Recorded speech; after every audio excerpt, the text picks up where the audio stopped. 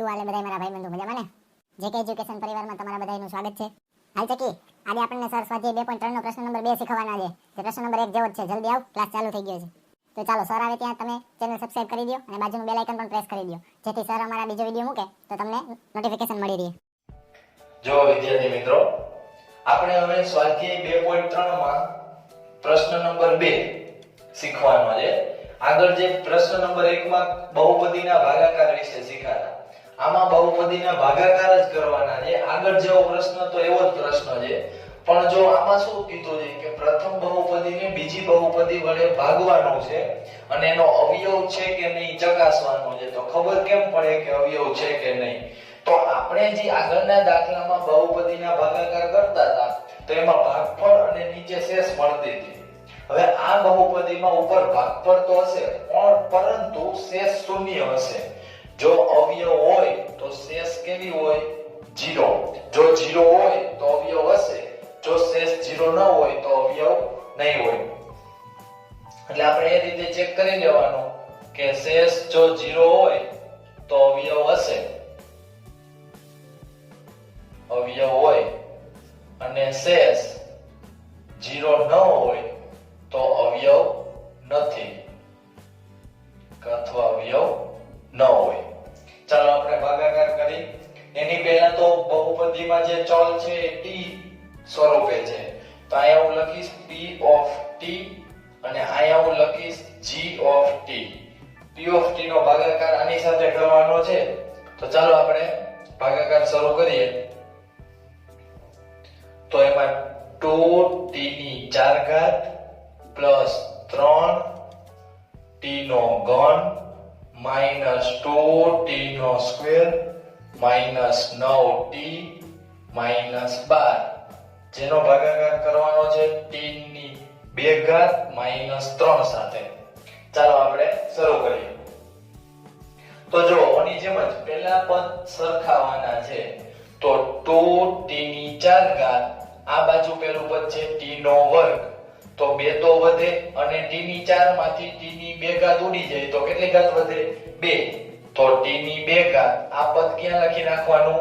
ઉપર. તો 2t નો વર્ગ, આનો ગુણાકાર આની સાથે કર્યો તો 2t ની 4 ઘાત આવે. પછી એનો જ ગુણાકાર 3 સાથે કરવાનો. જોજો 3 દુ 6 કેવા? માઈનસ, કારણ કે અહીંયા કેવા છે? માઈનસ.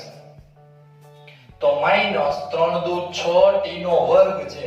તો અહીંયા લખવાનું થશે માઈનસ 6t નો વર્ગ, કારણ કે અહીંયા t નો વર્ગ છે ને અહીંયા t નથી. નકર t નો ઘન આવત તો આની નીચે લખત, પણ શું આવ્યું? વર્ગ.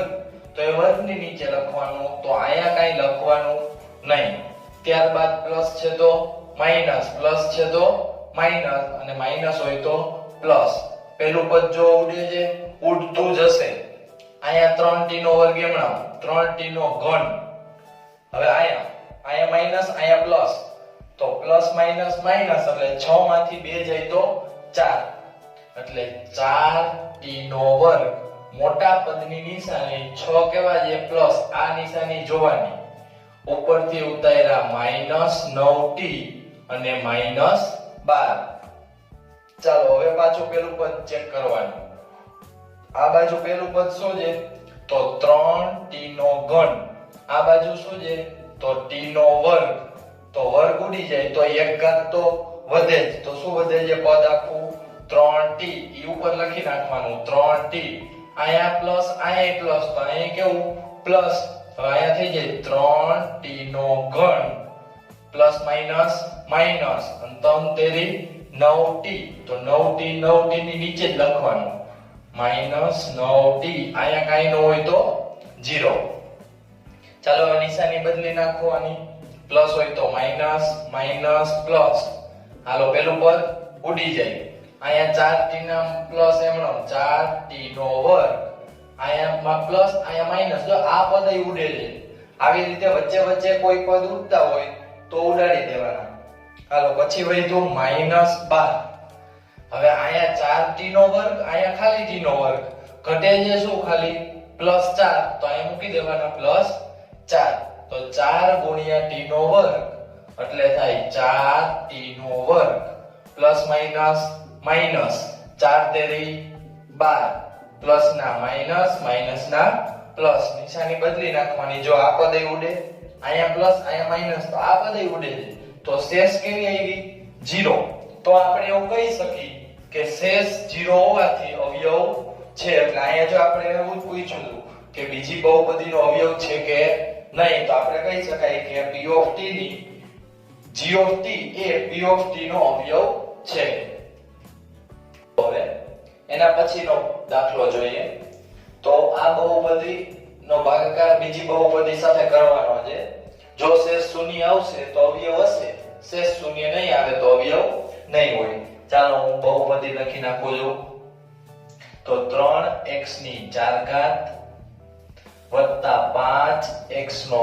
ઘન માઈનસ 7x નો વર્ગ વત્તા 2x વત્તા 2 જેનો ભાગાકાર કરવાનો છે x નો વર્ગ વત્તા 3x વત્તા 1 જો તમને વધારે આમાં ડાઉટ લાગતા હોય તો સાથે સાથે ગણતા જાજો જેથી કંઈ પ્રશ્ન નહીં રહે જો પેલું પદ સરખાવવાનું 3x ની 4 ઘાત આ બાજુ x નો વર્ગ ઈ તમારે બાજુમાં રફ પેજ રાખવાનું જેથી કરીને કોઈ નિશાનીમાં કે ઘાતમાં ભૂલ ન થાય હાલો શું છે 3x ની 4 ઘાત આ બાજુ છે x નો વર્ગ તો 3 તો રહી અને 4 માંથી 2 ઘાત ઉડી જાય તો કેટલી ઘાત વધે x ની 2 ઘાત તો આ મારે ક્યાં લખવાનું 3x ની 2 ઘાત ઉપર લખવાનું હાલો આટલું લખાઈ જાય એટલે એનો ગુણાકાર આ 3 એ 3 સાથે કરી દેવાનો હાલો 3x નો વર્ગ ગુણ્યા x નો વર્ગ એટલે 3x ની 4 ઘાત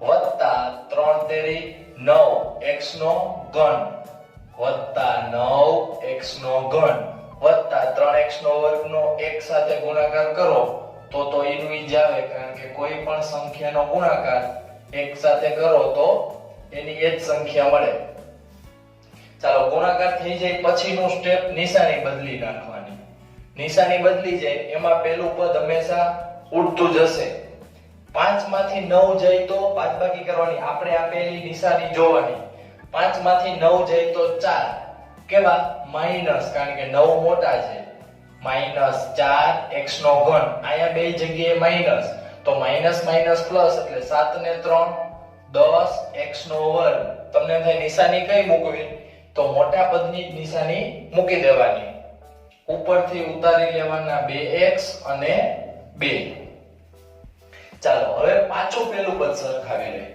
તો આ બાજુ છે -4x નો ઘન આ બાજુ છે x નો વર્ગ 2 ઘાત છે 3 માંથી 2 ઘાત જાય તો કેટલી ઘાત વધે 1 ઘાત એટલે -4x ની 1 ઘાત 1 ઘાત નો લખો તો હાલે આ -4x ક્યાં લખવાના ઉપર હાલો આનો ગુણાકાર 3 ને 3 સાથે પહેલા આની સાથે કરો તો -4x નો ઘન કારણ કે વર્ગ અને 1x એટલે x નો ઘન હવે 3 ચોક 12 કેવા માઈનસ કારણ કે પ્લસ માઈનસ માઈનસ x ગુણ્યા x એટલે x નો વર્ગ હવે 1 સાથે કરો તો આજમાં આજ પદ આવશે હાલો લખી નાખું ત્યાર પછીનું સ્ટેપ નિશાની બદલી નાખવાની હાલો પેલું પદ ઉડતું જશે આમાં +12 માંથી 10 જાય તો 2x નો વર્ગ મોટા કોણ છે તો કે 12 નિશાની કઈ જોવાની આપણે અહીં બી કેવા રાખવાના પ્લસ હાલ આમાં એમ 4 અને 2 6 કારણ કે 2 પ્લસ છે તો સરવાળો કરી દેવાનો 6x મોટા પદની નિશાની ઉપરથી ઉતાર્યા 2 ચાલો આટલું થઈ જાય પછી પાછું પેલું પદ સરખાવી દેવાનું પેલું પદ નીચે શું આવ્યું આપણે બહુપદી મળી એમાં તો 2x નો વર્ગ અને અહીંયા મળ્યું x નો વર્ગ તો પહેલા પદનો તો તમારે રફમાં ભાગાકાર કરી જ નાખવાનો તો x નો વર્ગ ઉડી જાય શું વધે ખાલી 2 2 વધે છે તો અહીંયા ઉપર મૂકી દેવાના કેવા +2 ઈ 2 નો ગુણાકાર 3 એ 3 પદ સાથે કરી દેવાનો તો 2 ગુણ્યા x નો વર્ગ એટલે આવે 2x નો વર્ગ 2 ગુણ્યા 3 એટલે 3 દુ 6 x ના x એટલે 6x 2 પ્લસ છે તો આ કેવું પ્લસ પછી 2 એકા 2 કેવા પ્લસ તો પ્લસ ત્યાર પછીનું સ્ટેપ શું તો નિશાની બદલી નાખવાની નિશાની બદલી જાય પછી ચેક કરવાનું ભાઈ આ પદ ઉડે છે આ ઉડે છે હાલો આમાં plus minus minus 6x 6x આઈ ઉડી જાય, આ બાજુ 2 2 આઈ ઉડી જાય, શેષ કેવી 0. જો શેષ 0 આવે તો હમણાં કીધું તું કે શેષ શૂન્ય હોય તો અવયવ છે. ચાલો એના પછીનો દાખલો જોઈએ. જો હવે આગળના દાખલા જોયા એમાં આપણે બંને દાખલામાં શેષ શૂન્ય આવતી હતી તો આપણને ખબર પડી કે અવયવ છે. ચાલો આ દાખલો જોઈ લઈએ. ભાગાકાર કરશું, જો શેષ શૂન્ય આવશે તો અવયવ હશે, જો શેષ શૂન્ય નહીં હોય તો અવયવ નહીં હોય. પણ એ પહેલા તો ઘાત ઉતરતા ક્રમમાં છે કે નહીં એ ચેક કરી લેવાની. તો 5 ઘાત પછી 4 ઘાત વાળું પદ છે નહીં તો એ આપણે ઉમેરી દેશું, પછી બધું બરાબર છે. આમાં બરાબર છે, આમાં 2 ઘાત વાળું પદ નથી પણ જેના વડે ભાગાકાર કરવાનો હોય એમાં નો ઉમેરો તો ચાલે. ચાલો હાલો લખી નાખું તો x ની 5 ઘાત વત્તા 0 x ની 4 ઘાત ઓછા 4 x નો ઘન વત્તા x નો વર્ગ વત્તા 3x વત્તા 1 એનો ભાગાકાર તમારે કરવાનો છે x નો ઘન માઈનસ 3x વત્તા 1 સાથે. ચાલો હવે દાખલાની શરૂઆત કરીએ. તો અહીંયા x ની 5 ઘાત છે, અહીંયા x નો ઘન છે, તો હું અહીંયા x નો વર્ગ મૂકી દઉં તો થઈ જાય x ની 5 ઘાત. હાલો હવે આનો ગુણાકાર પાછો આની સાથે કરવાનો અને 1 સાથે કરવાનો. તો x નો વર્ગ ગુણ્યા x એટલે x નો ઘન તો આની નીચે મૂકવાનો. પણ કેટલા x ના ઘન? તો અહીંયા -3 છે તો અહીંયા -3. તો અહીંયા શું મૂકવાનું? કાઈ ન હોય તો 0. પછી x ના વર્ગનો ગુણાકાર 1 સાથે કરવાનો તો x નો વર્ગ એકા x નો વર્ગ. હાલો હવે ત્યારબાદ નિશાની બદલી નાખવાની. પ્લસ હોય તો માઈનસ, પ્લસ હોય તો માઈનસ, માઈનસ હોય તો પ્લસ, પ્લસ હોય તો માઈનસ. હવે જોજો અહીંયા 4 પદ આવી ગયા છે કારણ કે આ 0x ની 4 ઘાત વાળું પદ આપણે ઉમેર્યું એટલા માટે. હાલો આ પેલું પદ ઉડી જાય. હવે 0 માં 0 ઉમેરો કે બાદ કરો કાઈ ફેર પડે નહીં. આમાં 3 માંથી 4 જાય તો ઓછા x નો ઘન.